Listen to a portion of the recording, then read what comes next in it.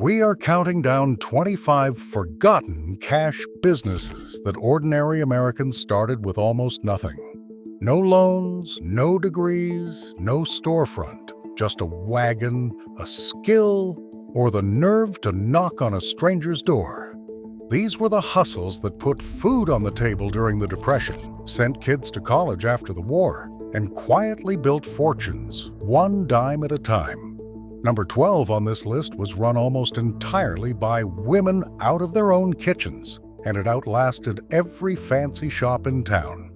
And number 3 could pull in a week's factory wages in a single sweltering afternoon.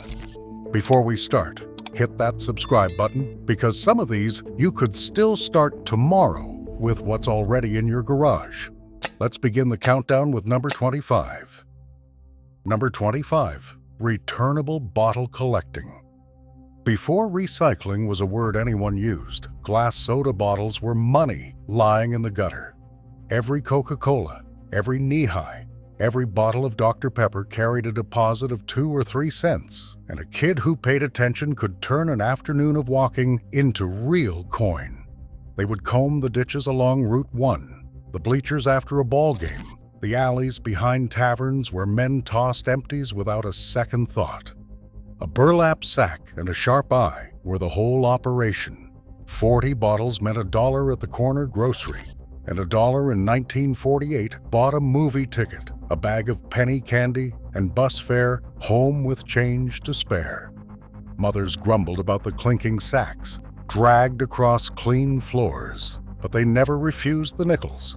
It was the first business most American children ever ran, teaching them that value was something you noticed before anyone else did. Number 24. The night crawler bait business.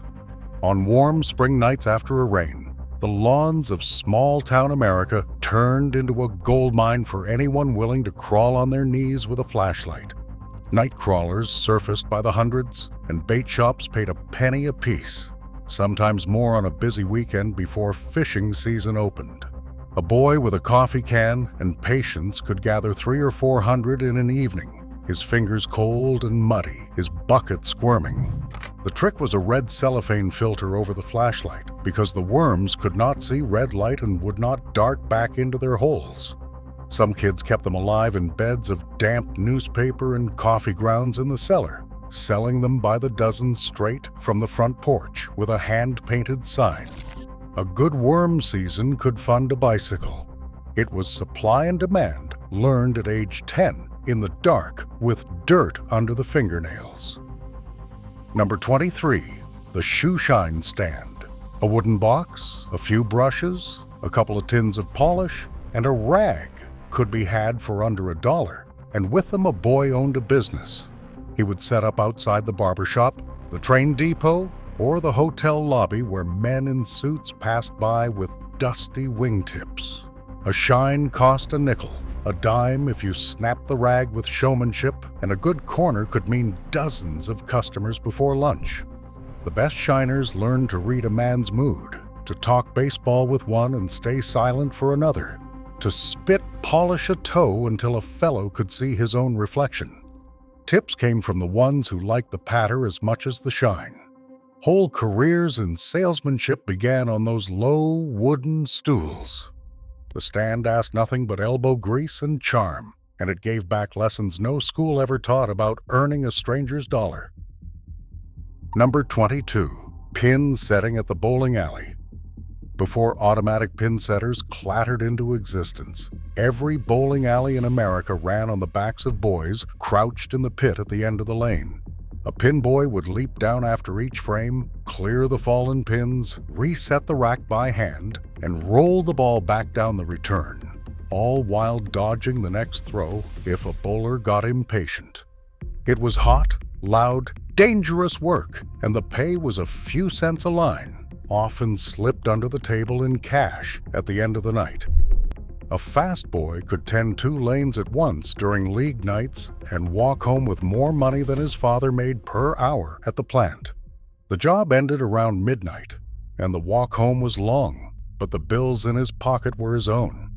When the machines arrived in the 1950s, An entire entry-level economy vanished overnight. Number 21. The newspaper route. Every morning before dawn, an army of children fanned out across American neighborhoods on bicycles weighed down with ink and newsprint. A paper route was a real business, not a chore. The boy or girl bought the papers wholesale from the distributor, then sold them to subscribers and pocketed the difference, which meant they ate the loss on any customer who skipped town without paying.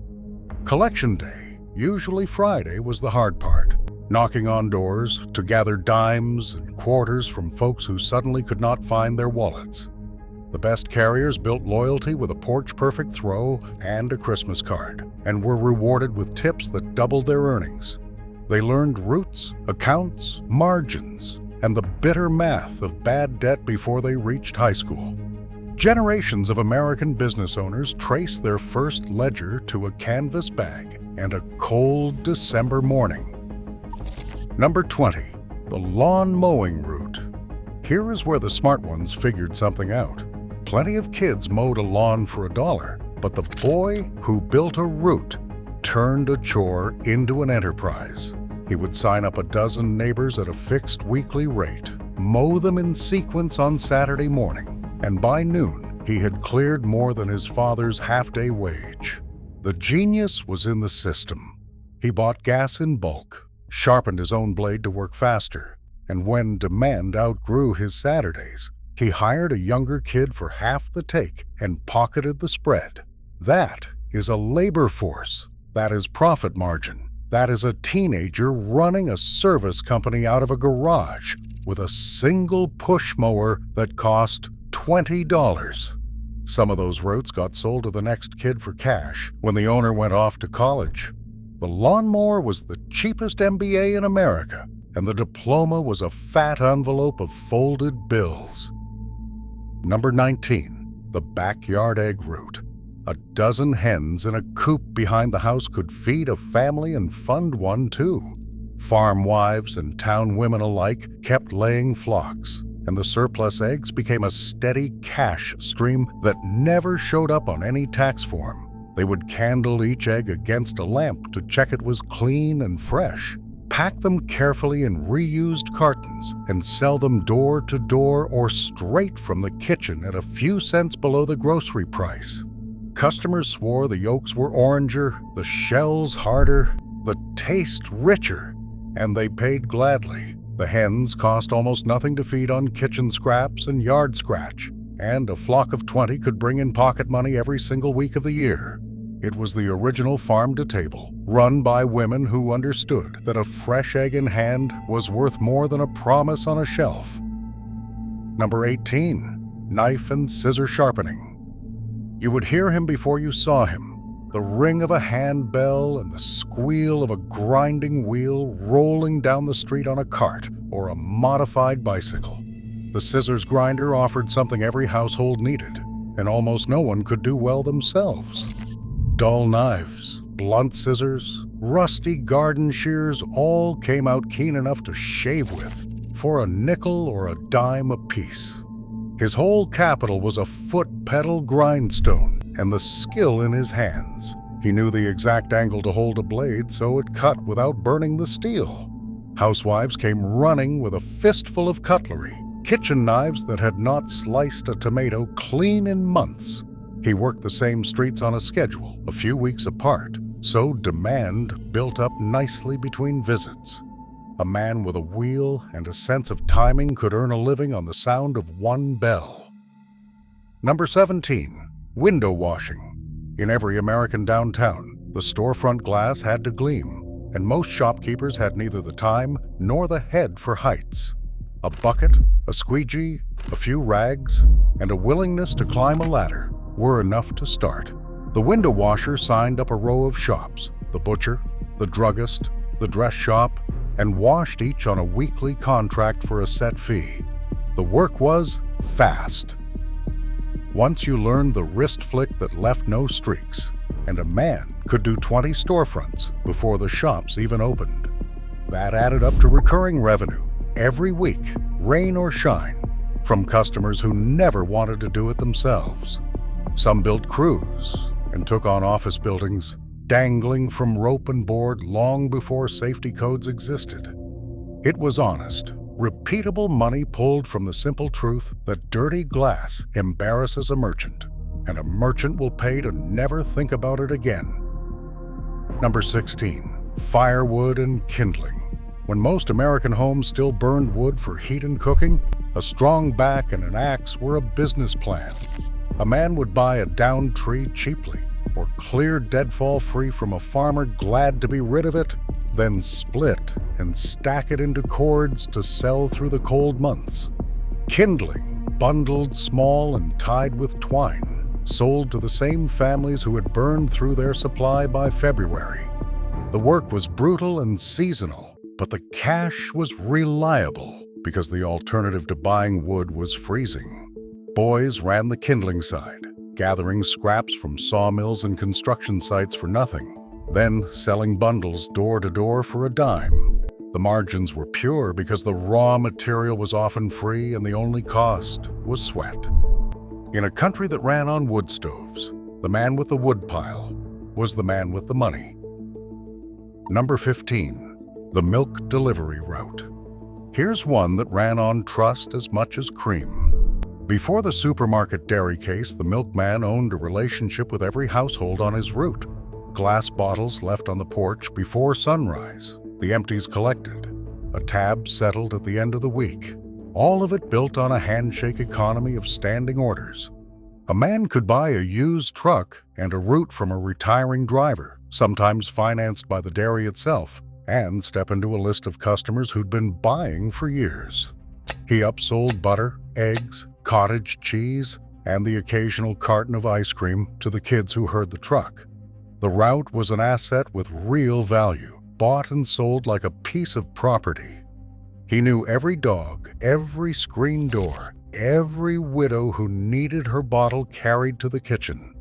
When the refrigerator in the supermarket killed the route, they killed a daily thread that had stitched whole neighborhoods together. Number 14. The Iceman. In the days of the icebox, before electric refrigerators reached every kitchen, ice was a daily necessity delivered by a man with tongs, a leather shoulder pad, and a horse-drawn wagon dripping down the street.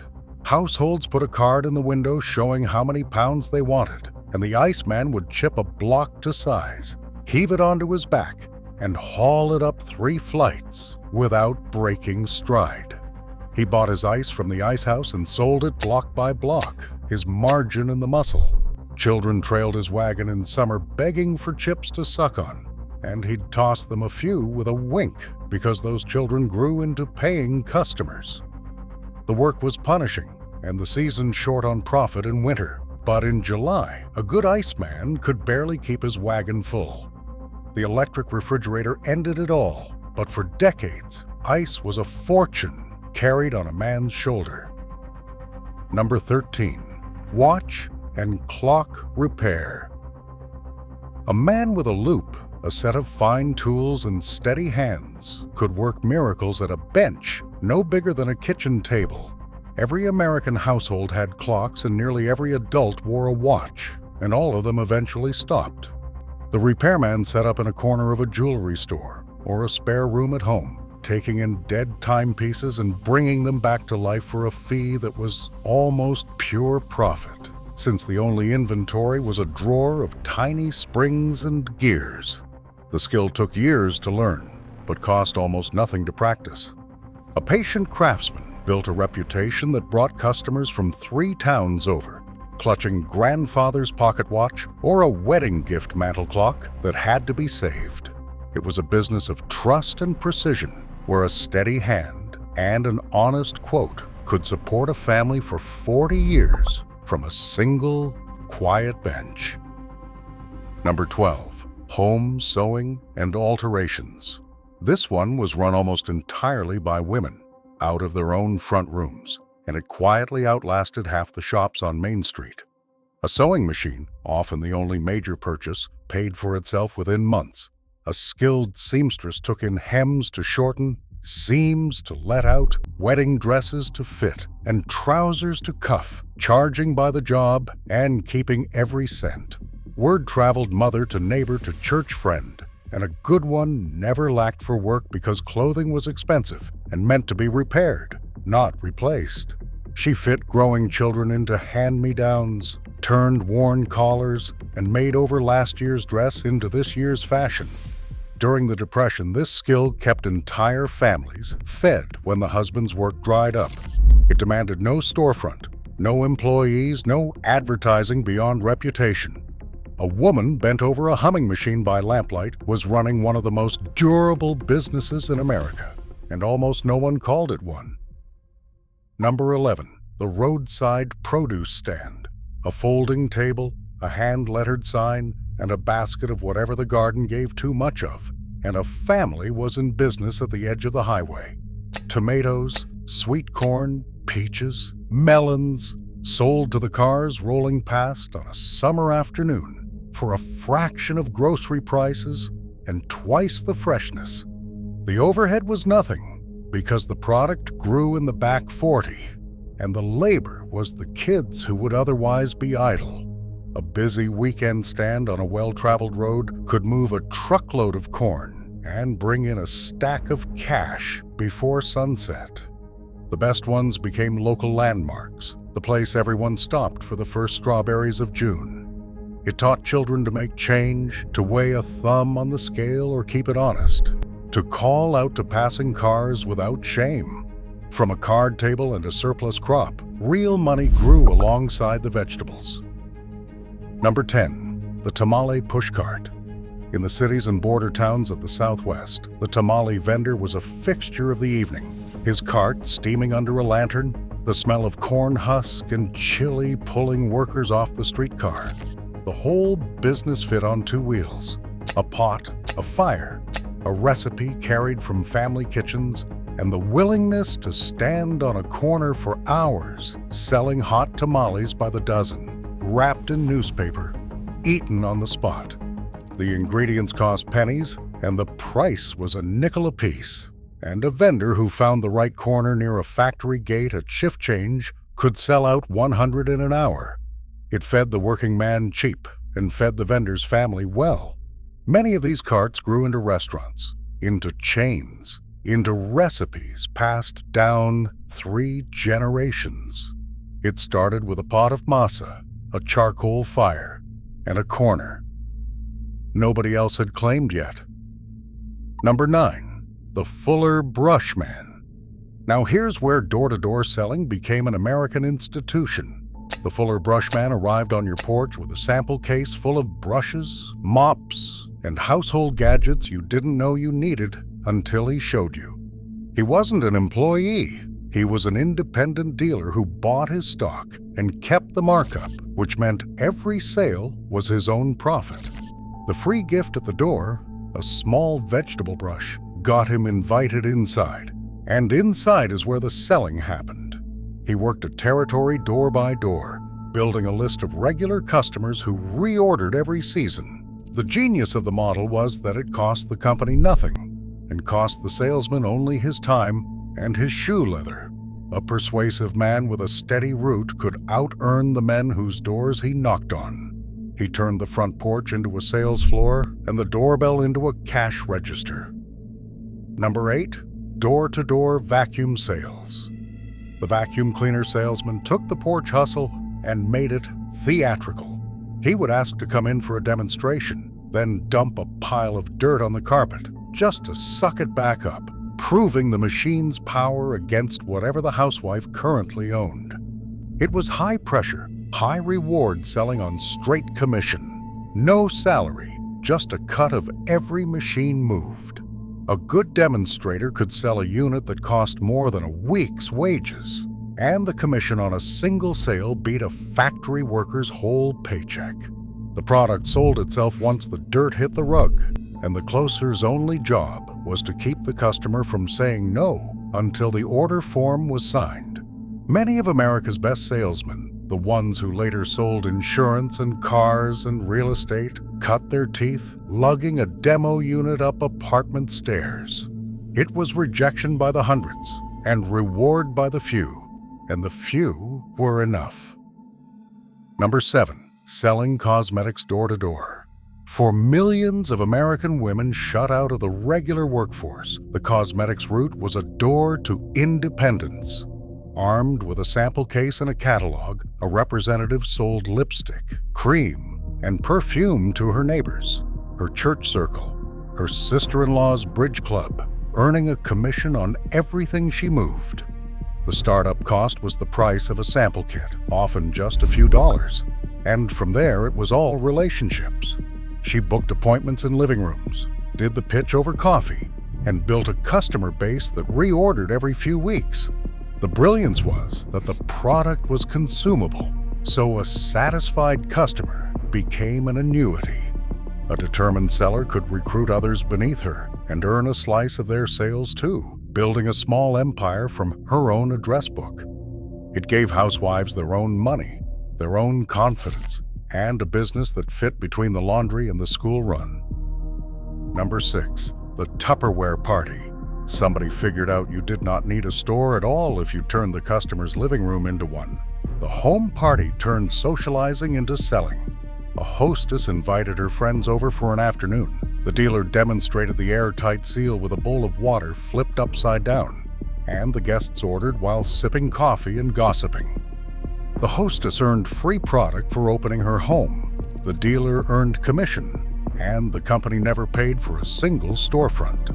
It was a sales force of women selling to women in the most comfortable room in the house, where saying no felt rude. A skilled party dealer ran several events a week, recruited her best customers to become dealers themselves, and built a downline that paid her while she slept. From a kitchen table demonstration and a circle of friends, women built incomes that rivaled their husbands without ever filling out a job application. Number 5. Door-to-door portrait photography. Before everyone carried a camera in their pocket, a clear photograph of your child was a treasure most families had few of. The traveling photographer knocked on doors, offering to capture the baby, the family, the new house, for a small sitting fee and the promise of prints to come. His capital was a camera and the nerve to ask. He would pose the children on the porch steps, snap the shots, take the deposit, and return weeks later with prints that cost him pennies to develop and sold for dollars apiece. The upsell was the magic, because once a mother saw her child's face on glossy paper, she bought the larger size, the extra copies for grandma, the frame. He worked town after town, a circuit of strangers who became eager customers the moment they saw the proofs. He sold something no one could resist, the chance to stop time, and he sold it one doorstep at a time. Number 4. Selling encyclopedias. The encyclopedia salesman sold ambition itself, the dream that a child raised with a shelf of leather-bound volumes would rise above his parents' station. It was the highest stakes door-to-door game in America. A full set cost as much as a used car, sold on installment, and the commission on a single sale could carry a salesman for a month. He targeted young families, played on every parent's hope and guilt, and closed by laying the first gleaming volume in the mother's hands. The product cost the company a fraction of the price, and the salesman, working pure commission, was the cheapest distribution imaginable. The best of them were legends. Men who could read a kitchen in 30 seconds and find the exact words that turned a no into a signature. It was selling at its hardest and most rewarding, and it built fortunes for the few who could withstand the doors slammed in their faces. Number 3. The watermelon truck. On a blistering July afternoon, the man with a truck bed full of watermelons could earn a factory worker's weekly wage before the sun went down. He would buy a load straight from the farm for next to nothing, drive it into town, and park where the heat and the foot traffic met. A hand-painted sign, a knife to plug a melon and show the red, and a booming voice were the whole operation. People could not resist a cold melon in the heat, and he sold them by the dozen to families. to corner stores, to kids with a quarter and a craving. The margin was enormous because the melons cost him a dime and sold for $0.50, and the only overhead was gas and a tank of his own sweat. He followed the season north as the crop ripened, a rolling business with no rent and no boss. One hot day, one good corner, and a truck of melons could out-earn a week of honest indoor work. Number 2, the vending machine route. This was the business that ran while the owner slept. A man bought a few coin-operated machines, gumball dispensers, cigarette machines, soda coolers, and placed them in barbershops, gas stations, and factory break rooms, splitting the take with the location owner. Once set, each machine collected nickels and dimes around the clock with no salesman, no labor, nothing but the occasional restock and the weekly emptying of the coin box. The startup was the cost of the machines, often bought used, and from there it was the closest thing to passive income the average man could touch. The whole skill was in the locations, finding the spots where bored, hungry, thirsty people stood waiting with loose change, burning their pockets. A route of 50 machines was a real income, scalable simply by buying more iron and finding more corners. The man who understood that a machine never sleeps, never quits, and never asks for a raise built quiet wealth one coin at a time. Number 1, the junk and scrap man. And at the top of our list stands the business that turned what everyone else threw away into a genuine fortune. The junk man started with a horse and a wagon, sometimes just a pushcart, calling down the alleys for rags, bones, scrap metal, and old newspapers. He paid pennies for what families considered trash, then sorted and sold it by the ton to mills and recyclers who turned it back into raw material. Copper, brass, iron, rags for paper, bones for fertilizer. All of it had a buyer if you knew where to haul it. The capital required was nearly zero, just the willingness to do dirty, looked down upon work that no one else wanted. Yet some of the largest scrap and steel companies in America began with one immigrant and one wagon, building empires from the cast-offs of a growing nation. The junk man understood the deepest secret of business, that value is created the moment you see worth, where everyone else sees garbage. He started with almost nothing and proved that nothing in the right hands was the best place to start. From a kid's bottle sack to the junk man's wagon, every one of these proves the same thing. You didn't need money to make money in America. You needed a corner nobody had claimed, a skill nobody wanted to learn, or the nerve to knock on one more door. Which of these would you start tomorrow?